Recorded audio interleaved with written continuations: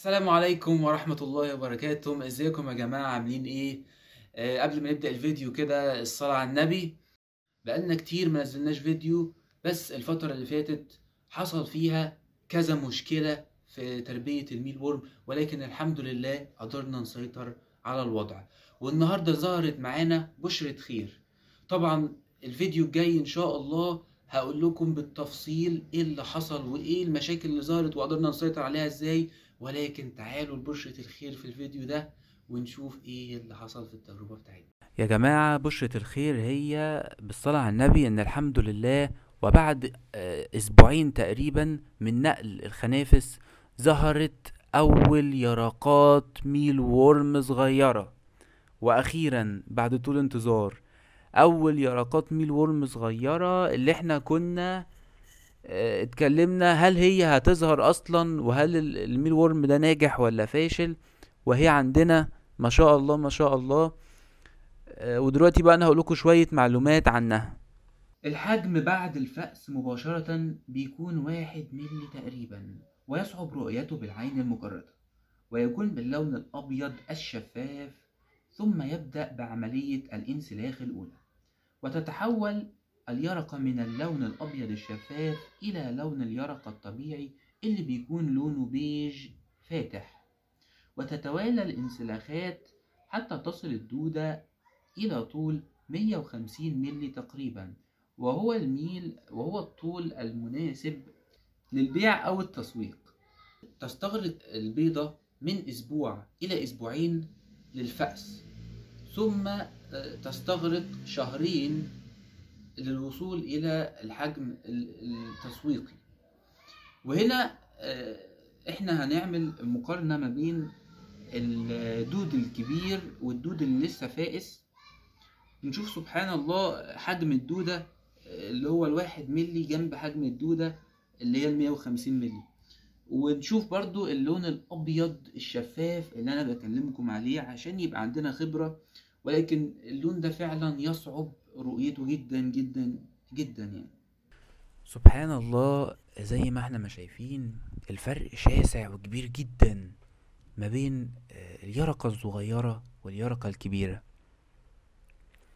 سبحان الله، يعني انا هنا نفخت شوية هوا عشان نقدر ان احنا نشوف. احنا هنا في 3 يرقات: اليرقة الشفافة الصغيرة جدا، وتحتها على طول اليرقة اللي عملت اول انسلاخ، وجنبهم طبعا اليرقة الكبيرة بتاعة الميل وورم. سبحان الله، يعني بجد سبحان الله.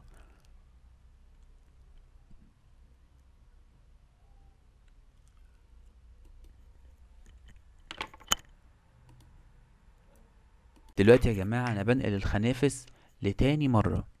الخنافس دي احنا نقلناهم قبل كده من اسبوعين، واللي احنا الدود الصغير اللي احنا شفناه النهاردة ده كان ولادهم.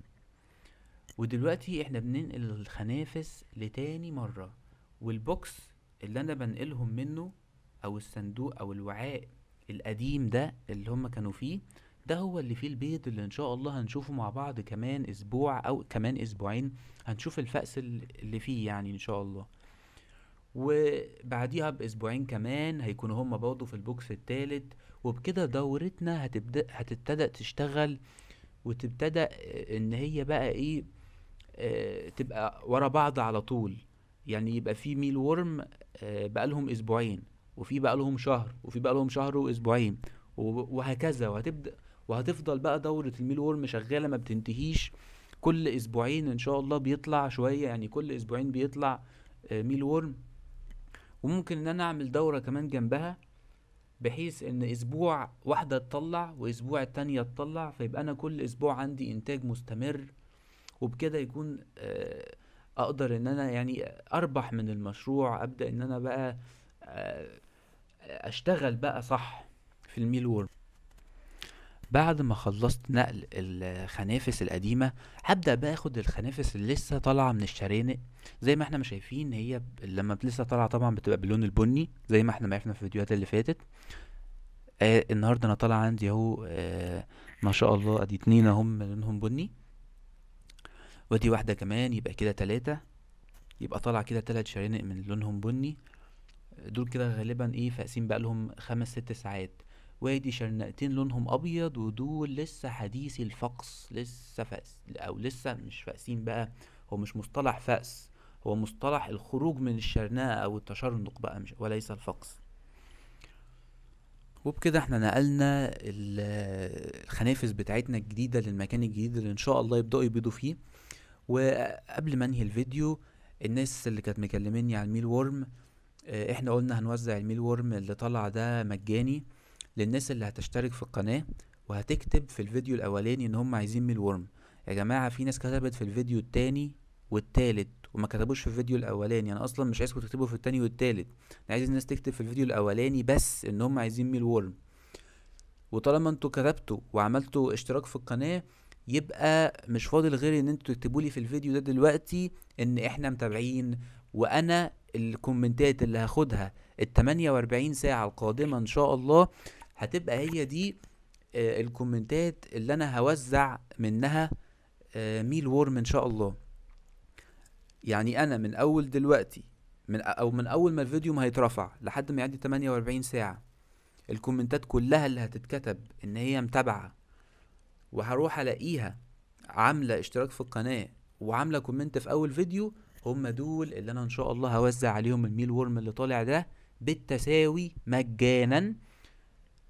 وبكده احنا وصلنا لنهاية الفيديو، ويا رب تكونوا استفدتوا. السلام عليكم ورحمة الله وبركاته.